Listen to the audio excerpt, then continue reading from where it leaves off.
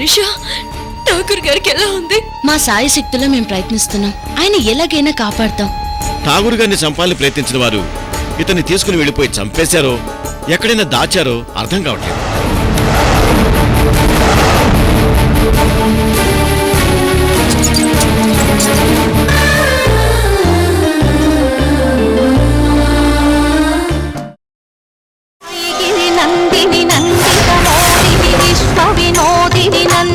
Aishwarya revolver తీస్తున్నావేంటి? విష్ణు విలాసిని జిష్ణునుతే భగవతి హేషితి కంఠ కుటుంబిని పూరి కుటుంబిని పూరి జయ జయ హే సురమర్దిని. ప్లీజ్ ఐశ్వర్య,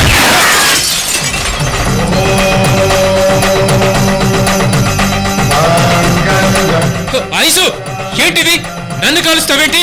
నీకు మతిగిన పోయిందా లేక ఫైరింగ్ ప్రాక్టీస్ చేస్తున్నావా? ప్లీజ్ ఐసు, ప్లీజ్ నన్ను కాల్చొద్దు. నేను చెప్పేది విను. ప్లీజ్ ఐశ్వర్య, నన్ను కాల్చొద్దు please. No,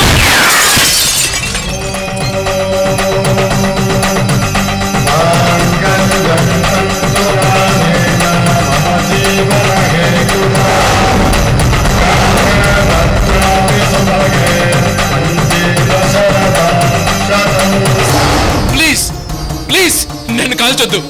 please Aishwarya, Aishwarya నన్ను కాల్చొద్దు. ప్లీజ్ నన్ను చంపొద్దు. ప్లీజ్ నన్ను చంపొద్దు. ప్లీజ్ ఐశ్వర్య.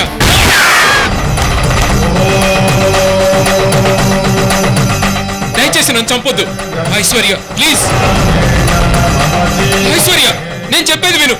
ఐశ్వర్య ప్లీజ్ నేను చెప్పేది విను. నన్ను కాల్చొద్దు ప్లీజ్. నేను చేసిన తప్పేంటో చెప్పు. నీకు దండం పెడతాను, నన్ను క్షమించి వదిలేయ్ ప్లీజ్. ప్లీజ్ ఐశ్వర్య నన్ను చంపొద్దు ఐశ్వర్య.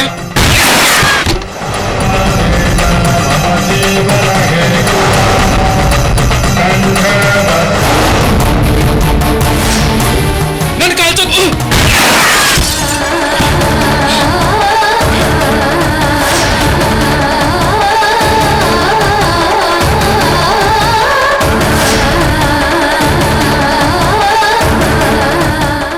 ఓరి నాయనో, ఈ రాక్షసి ఈ రోజు నన్ను చంపేదాకా వదిలేట్లేదు.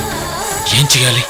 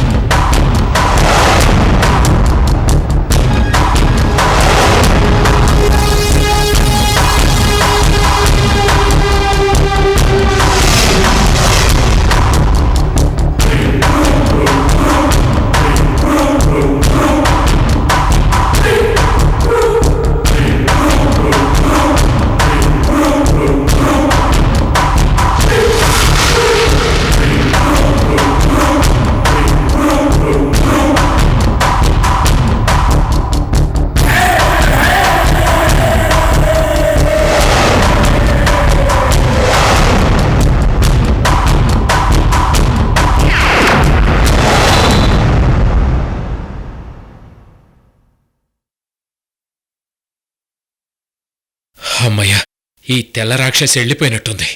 ఇక నేను సేఫ్.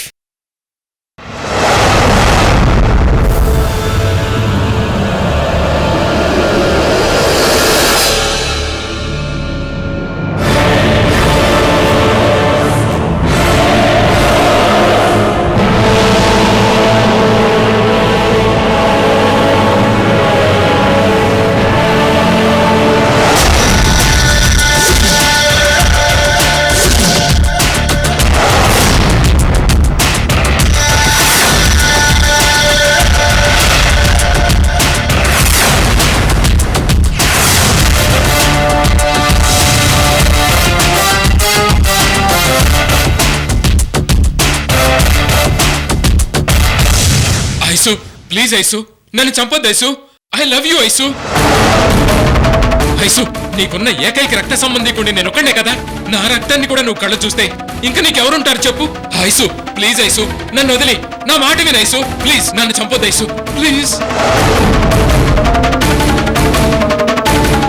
ఐసు నేను పోతే నీకు అందంగా జడ ఎవరేస్తారు? నీకు గోరింటాకు ఎవరు పెడతారు? నెయిల్ పాలిష్ ఎవరేస్తారు చెప్పు. ఐసు, నీకు మసాజ్ ఎవరు చేస్తారు? నీకు నలుగు పెట్టి స్నానం కూడా చేయించాను కదా. ఇవన్నీ ఒక మొగుడిగా నేను సిగ్గుపడకుండా నీకు చేశాను. ఇక మీదట కూడా అలాగే చేస్తాను ఐసు. ప్లీజ్ ఐసు, నన్ను కాల్చొద్దు ఐసు. ఐసు, నన్ను చంపే ముందు ఒక్కసారి భారతదేశంలో పుట్టిన పతివ్రతలందరినీ గుర్తు చేసుకో. తన మొగుడి ప్రాణాలని యముడు తీసుకుపోతుంటే సతీ సావిత్రి యముడితో పోరాడి చివరికి తన మొగుడు ప్రాణాలని వెనక్కి తెచ్చుకుంది.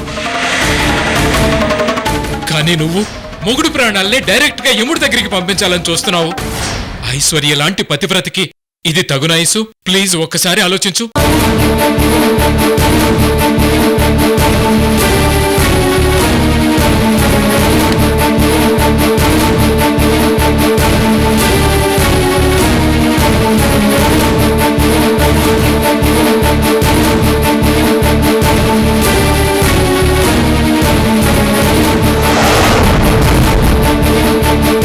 రేయ్, నిజం చెప్పు.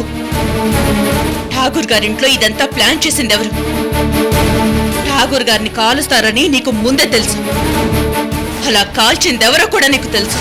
చెప్పు, ఎవరు? ఎవరు వాళ్ళు? వాళ్లతో చేతులు కలిపే నువ్విదంతా ప్లాన్ చేస్తున్నావు కదూ? చెప్పు. అయ్యో ఐసు, నాకంత సీన్ ఎక్కడని చెప్పు. నిజం చెప్తున్నాను, ఇది ఖచ్చితంగా ఆ చక్రాల కుర్చీలో కూర్చుని నాటకం ఆడుతున్న చంద్రశేఖర్ గాడే చేయించుంటాడు. ఆ అనుమానం వచ్చి నీ దగ్గరకు వచ్చాను.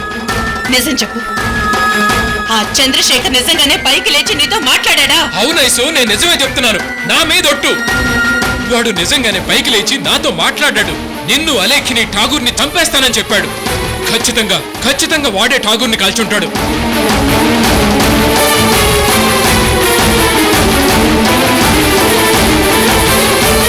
ఒరేయ్, జీవితంలో ఎన్నో అబద్ధాలాడావు, ఎన్నో రకాలుగా నన్ను మోసం చేయాలని చూసావు.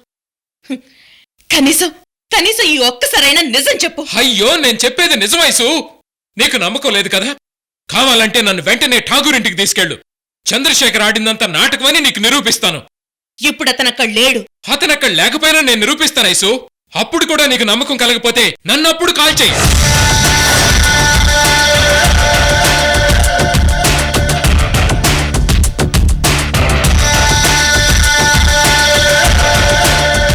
అయితే పద.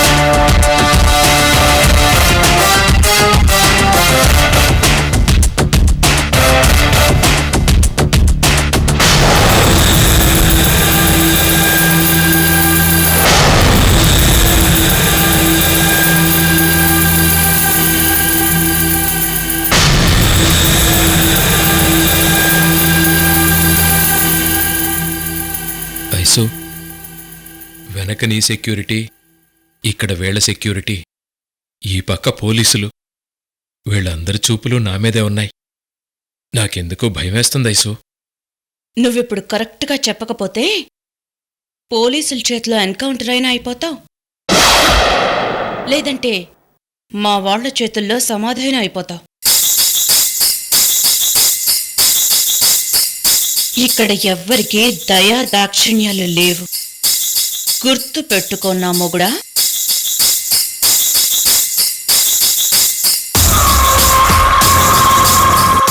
చెప్పమ్మా.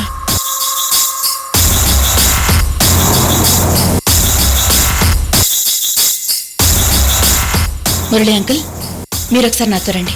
పదమ్మా. రా.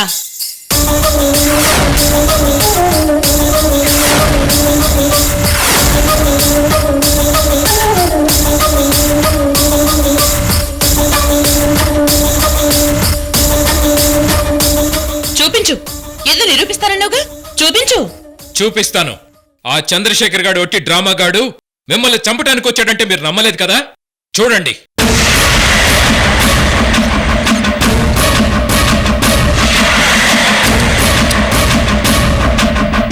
ఇదిగో కత్తి.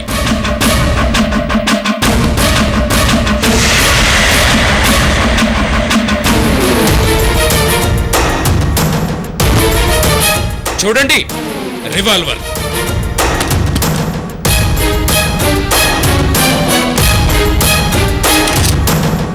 ఇదిగో ఇంకో కత్తి.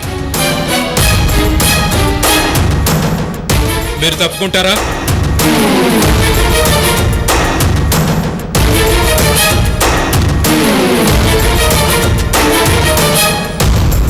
బాంబులు.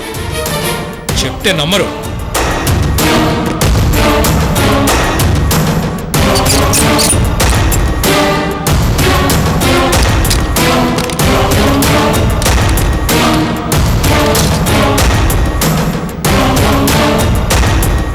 ఇదిగో చూడు, 8mm పిస్టల్.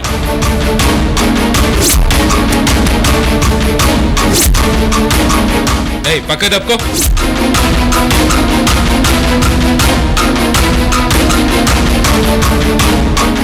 డైనమైట్. ఇది పేల్తే ఇల్లంతా లేచిపోతుంది. హ్!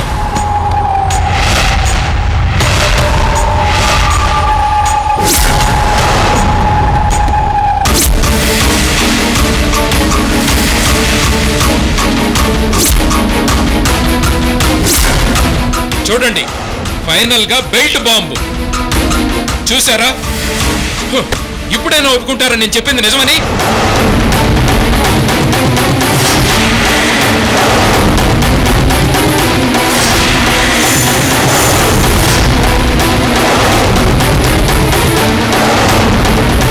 చూసారా, వాడు చక్రాల కుర్చీలో కూర్చుని మిమ్మల్ని చంపడానికి ఎంతగా ప్లాన్ చేశాడో. ఇవన్నీ అప్పుడే మాకెందుకు చూపించలేదు?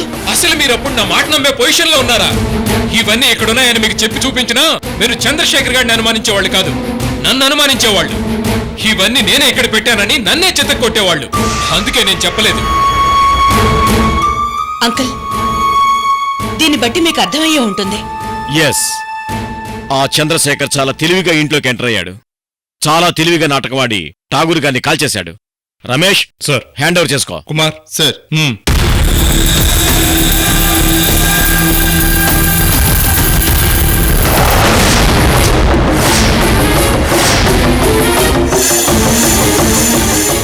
ఆ చంద్రశేఖర్ గాడు ఈ సిటీలోనే ఉంటాడు. ముఖ్యంగా హాస్పిటల్ చుట్టుపక్కలే కూతురు కోసం తిరుగుతూ ఉంటాడు. వాణ్ణి ఎలాగైనా పట్టుకోండి. Yes sir. Move. Okay Aishwarya, నేను వాణ్ణి పట్టుకునే పనిలో ఉంటాను. అలాగే అంకుల్.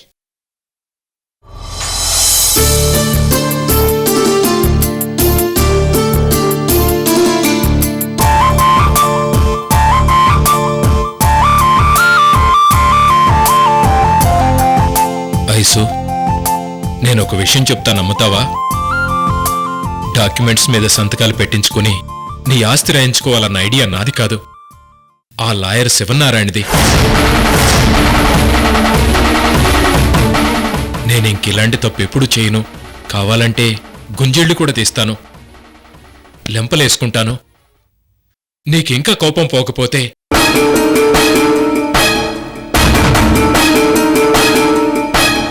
నీ చేతులు పట్టుకు బ్రతిమాలుతున్నాను. ప్లీజ్ ఐశ్వర్య, ఈ ఒక్కసారికి నన్ను క్షమించు. ఐసు, చంద్రశేఖర్ నన్ను చంపడానికి ప్రయత్నించినప్పుడు నేను బయటకొచ్చి వెనక నుంచి పారిపోవచ్చు కదా. మిమ్మల్ని చంపుతాడో ఏం చేస్తాడో నాకెందుకులే అని నా దారిని నేను వెళ్ళిపోవచ్చు కదా. కానీ నేను వెళ్ళలేదు. నీకు ఠాగూర్ గారికి వచ్చి చెప్పాను. ఎందుకో తెలుసా? నా ఐశ్వర్యం మీద ప్రేమ. నా ఐసుకి ఏమీ కాకూడదనే కదా. ఒక్కసారి ఆలోచించు ఐసు.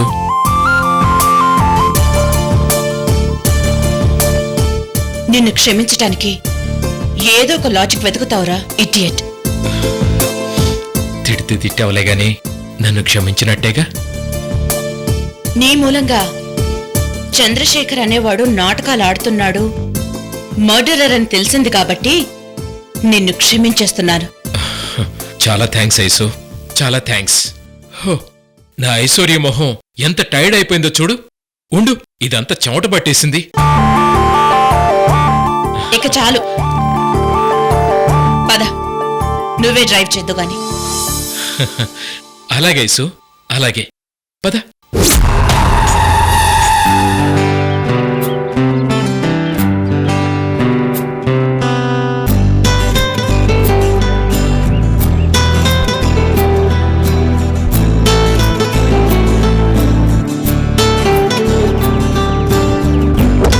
రా.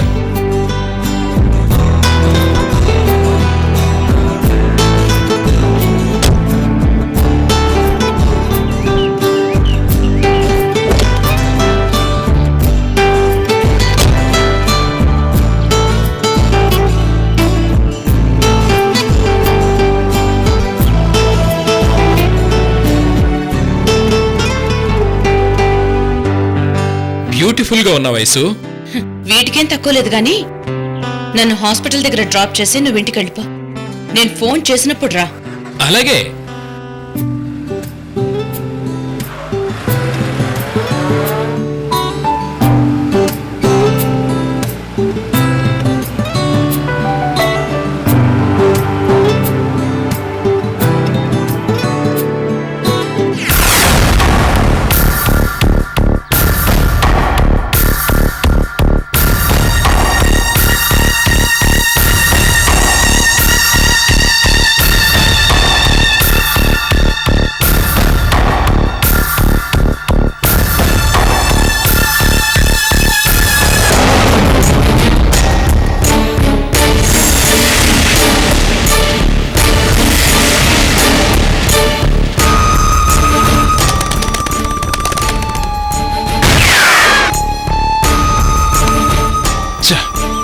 ఎంత పని జరిగింది.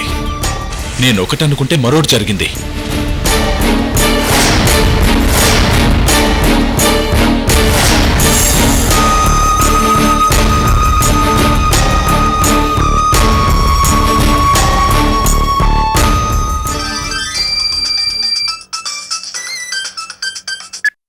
హలో రే రామరాజు, నేను ఠాగూర్ని కాల్చలేదు. కాల్చమని నీకు చెప్పలేదు. మరెందుకురా కాల్చావు? ఏమండి, చెప్పకుండా డబ్బులు తీసుకోకుండా ఠాగూర్ గారిని కాల్చడానికి మాకేమో పని బాట లేదనుకుంటున్నారా?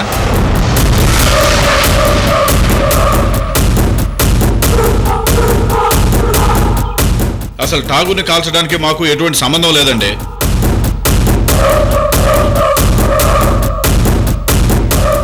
ఉంటానండి.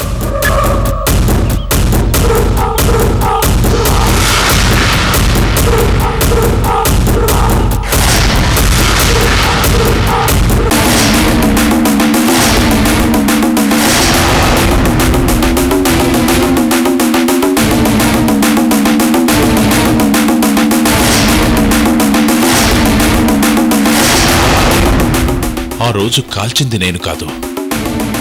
మరి ఎవరు కాల్చారు? ఠాగూర్కి నేను నా కూతురు కాకుండా ఇంకెవరైనా శత్రువులున్నారా?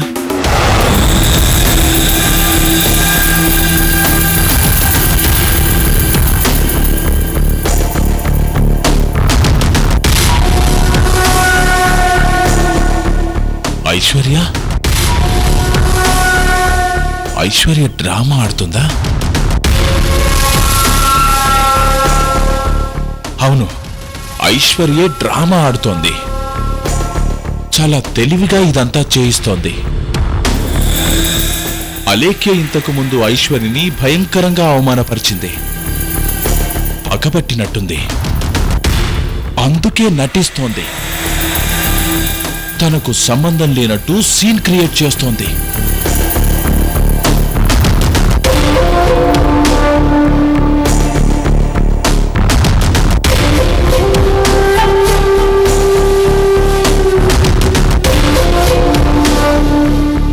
మా లక్ష్యం లాగానే ఐశ్వర్య లక్ష్యం కూడా అలేఖ్యం లేపేయడమే. అలేఖ్య పక్కనే ఉంటూ అలేఖ్యని దెబ్బ కొట్టాలని చూస్తోంది. అలేఖ్యని చెల్లి చెల్లి అంటూ లేపేయడానికి ప్రయత్నిస్తోంది. ఇది కన్ఫర్మ్.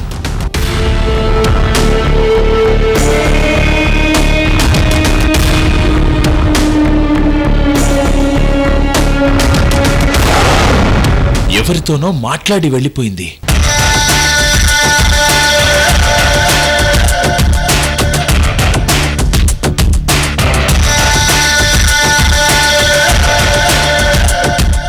ఐదు నిమిషాల తర్వాత అటువైపు నుంచే కాల్సిన శబ్దం వచ్చింది.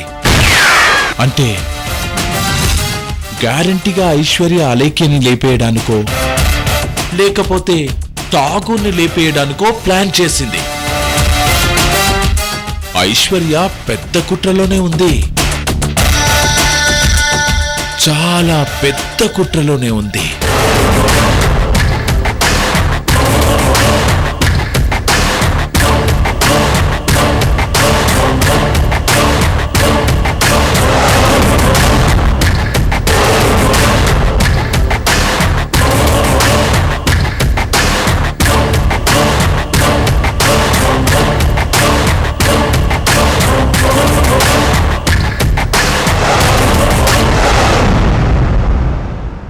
ఐశ్వర్య గారు,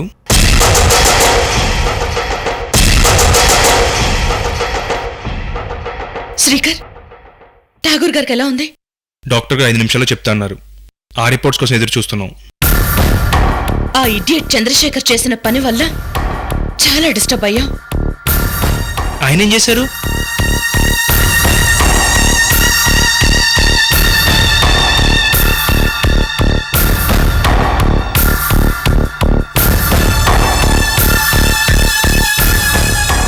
అంటే ఆయన కాళ్ళు చేతులు పనిచేస్తూ కూడా పని చేయవని నాటకం ఆడి ఇదంతా చేశారనమాట. అవును శ్రీకర్. ఐశ్వర్య గారు, నాకు ఇంకో అనుమానం కలుగుతుంది.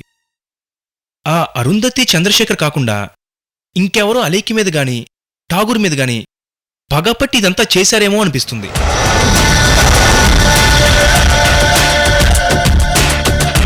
ఈ ఎవరైనా శత్రువులుంటే అలేఖ్యం చంపాలనే లక్ష్యంతో కాదు, ఆ ఠాగూర్ గారిని చంపాలనే లక్ష్యంతో ఉంటారు.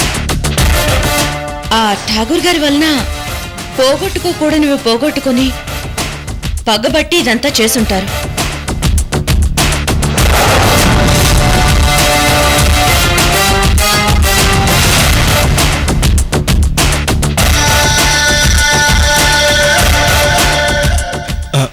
డాక్టర్ శ్రీకర్, ఠాగూర్ గారిని బ్రతికించడానికి మేము చాలా కృషి చేస్తున్నాం. ఆయన బాడీలో ఉన్న బుల్లెట్ తీసేశాం. అయినా ఆయన బాడీ మా ట్రీట్మెంట్కి సహకరించట్లేదు. 99% అతను బ్రతకడం కష్టం.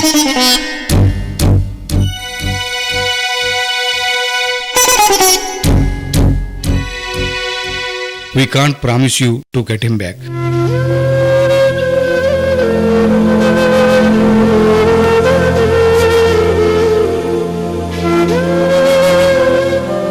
అవును శ్రీకర్, మా సాయి శక్తులా మేము ప్రయత్నించాం. ఇక ఆయన బతకడం చాలా కష్టం రా. I'm sorry.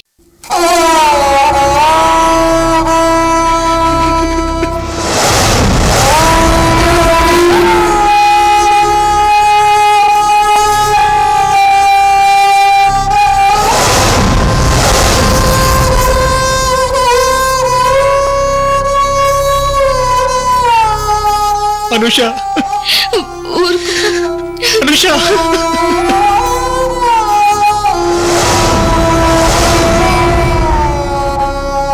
శ్రీకర్ ప్లీజ్ ఊరుకో. Please control yourself please.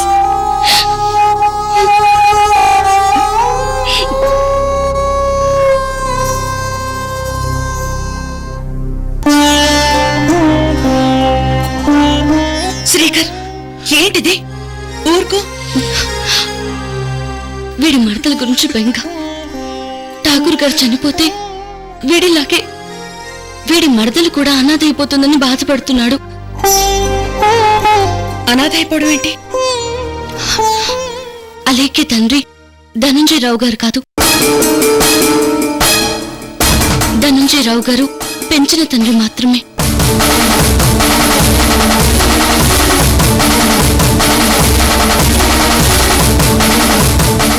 Tagore గారే అలేఖ్య అసలైన తండ్రి. ఠాగూర్ గారి రక్తం పంచుకుని పుట్టిన కూతురు అలేఖ్య. అలేఖ్య అలేఖ్య అలేఖ్య అలేఖ్య. ఏంటి? అలేఖ్య? అలేఖ్య ఠాగూర్ గారి కూతురా? అవునక్క. అలేఖ్యకి మీరు జన్మనిచ్చిన తండ్రి కంటే ఎక్కువ.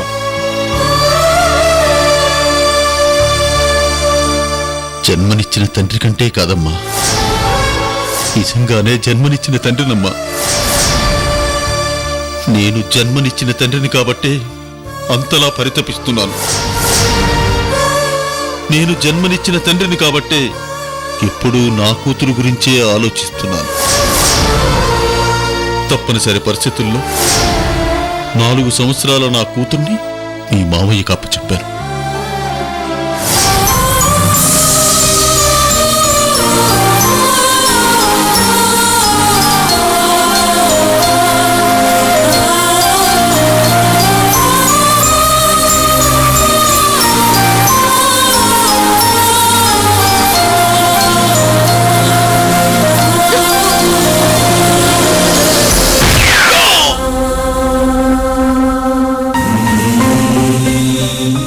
అమెరికాలో ఓ ఫ్లైట్ యాక్సిడెంట్ లో శ్రీకర్ మదర్ చనిపోయింది.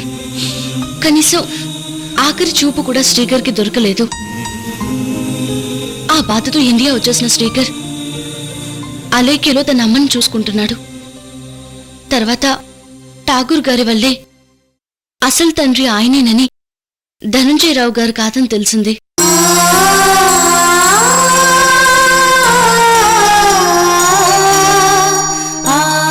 ఎలాగైనా అలేఖ్యకి ప్రీవియస్ లైఫ్ తీసుకురావాలని, అలేఖ్యని ఠాగూర్ గారి దగ్గర చేర్చితే అలేఖ్య జీవితం సెటిల్ అయిపోతుందని మేము ఈ పెళ్లి ఒప్పుకున్నాం. కానీ ఇలా జరుగుతుందని అస్సలు అనుకోలేదండి.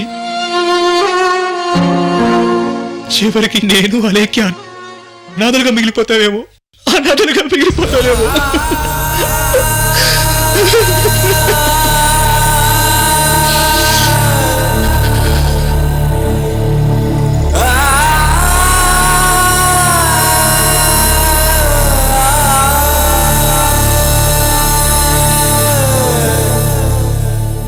శ్రీకర్, బాధపడకు.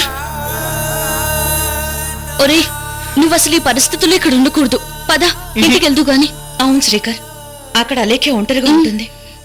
ఇప్పుడు నువ్వు అలేఖ్య దగ్గర ఉండాలి. ఇక్కడ నేను చూసుకుంటాను కదా. పదరా, పద.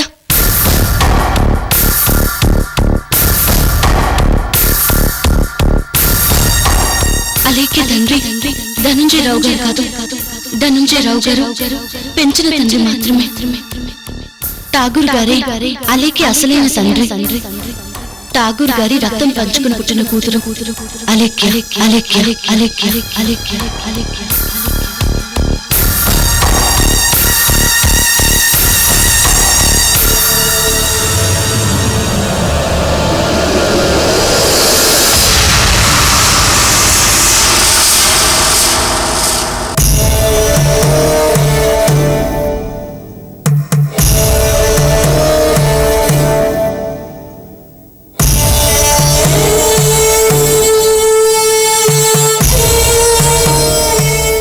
నేను జన్మనిచ్చిన తండ్రిని కాబట్టే ఎప్పుడూ నా కూతురు గురించే ఆలోచిస్తున్నాను.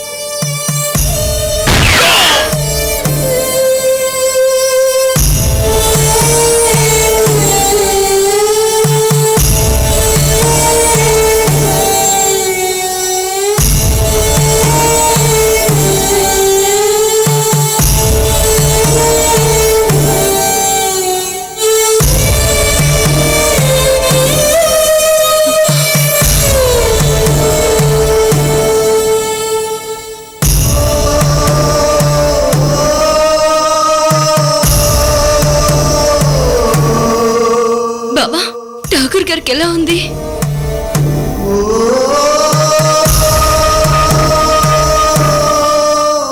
ఏంటి బావా, ఏమైంది? మాట్లాడవేంటి? ఠాగూర్ గారికి ఎలా ఉంది? ఆయన బతకటం కష్టమని డాక్టర్ గారు చెప్పారు.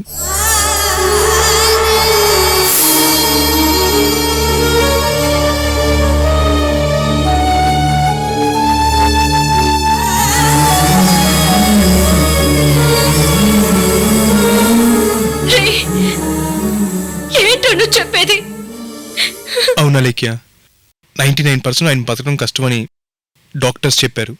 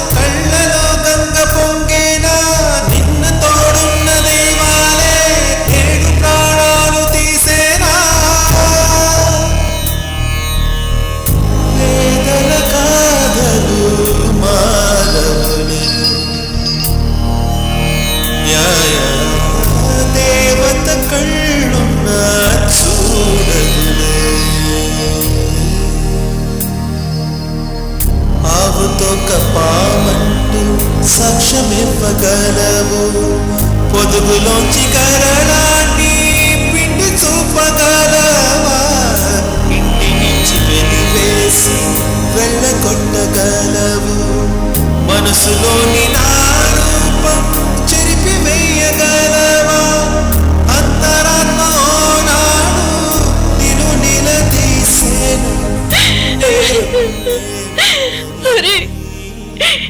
ఏంట్రా ఇది? ఎందుకు నేను ఇష్టపడే వాళ్ళంతా నాకు దూరం అయిపోతున్నారు?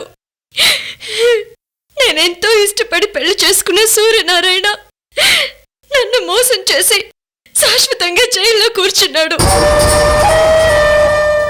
నన్ను ప్రాణానికి ప్రాణంగా చూసుకున్న నా తండ్రి శాశ్వతంగా ఈ లోకాన్ని వదిలి వెళ్ళిపోయారు. అన్నీ పోగొట్టుకున్న మా అన్నయ్య మీద జాలిపడి వాడి మీద ప్రేమతో ఇష్టంతో ఇంట్లో పెట్టుకున్నందుకు వాడు నన్ను ఘోరంగా మోసం చేసి నాకు దూరం అయ్యాడు.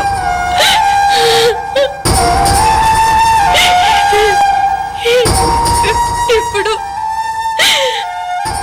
నేనెంతో అభిమానం చూపిస్తున్నా ఈ ఠాగూర్ గారు కూడా నాకు దూరం అయిపోతున్నారు. అసలు నేను చేసిన పాపం ఏంట్రా?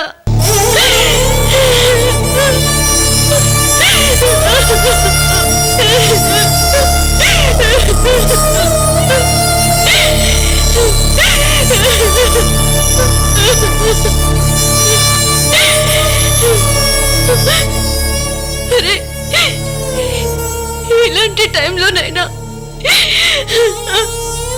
అత్తయ్య నా పక్కన ఉండాలనుకుంటున్నాను, ఉండాలనుకుంటున్నాను.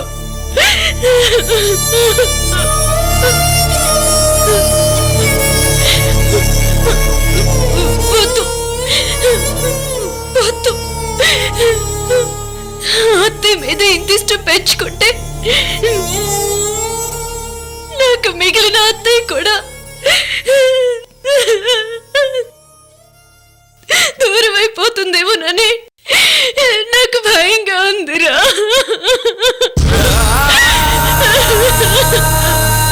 భయంగా ఉంది.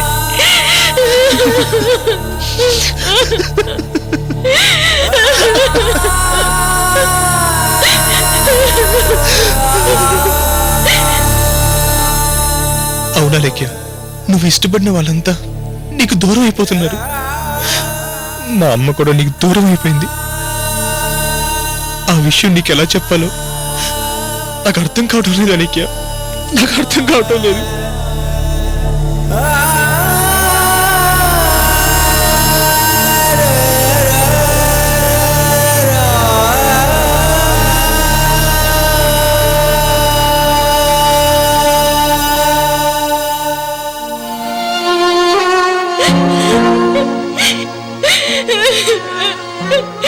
అరే బాబా, నేనెవరిని ఇష్టపడకూడదు, ఎవరిని ఇష్టపడను. ఇష్టపడితే దూరమైపోతున్నారా, దూరమైపోతున్నారు.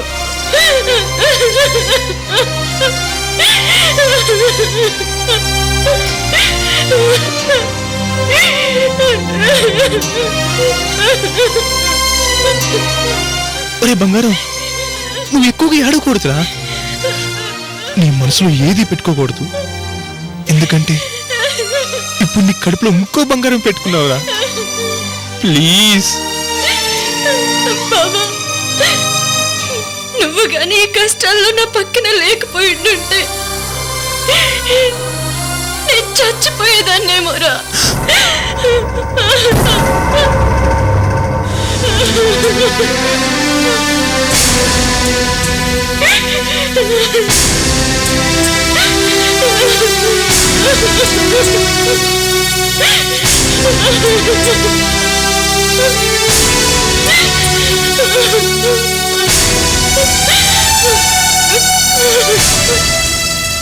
వద్దలేఖ్య, అలాంటి మాటలు మాట్లాడొద్దు. ఒక్కటి మాత్రం నిజం, మా అమ్మ ఇదిగో నా బంగారు బొమ్మకి జరగరానిదేమన్నా జరిగితే ఆ మరుక్షణం ఈ బావ చచ్చిపోతాడు.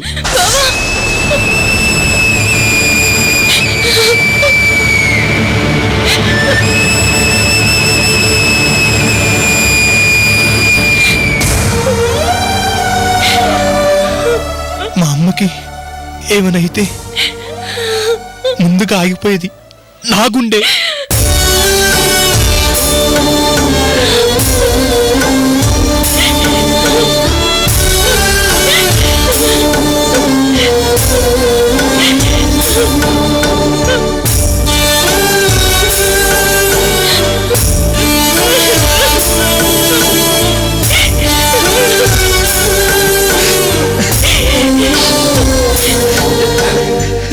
సారీ బాబా, సారీ.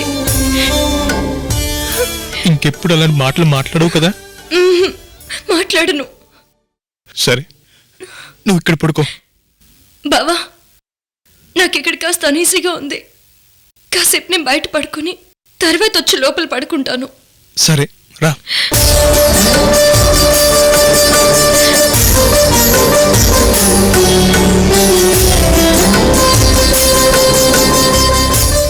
నువ్వు ఇక్కడే ఉండు, మంచం తీసుకొస్తాను.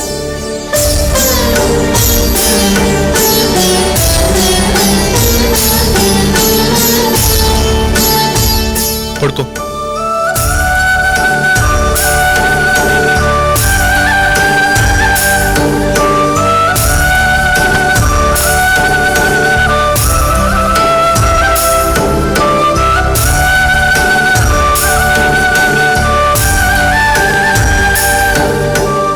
Good night.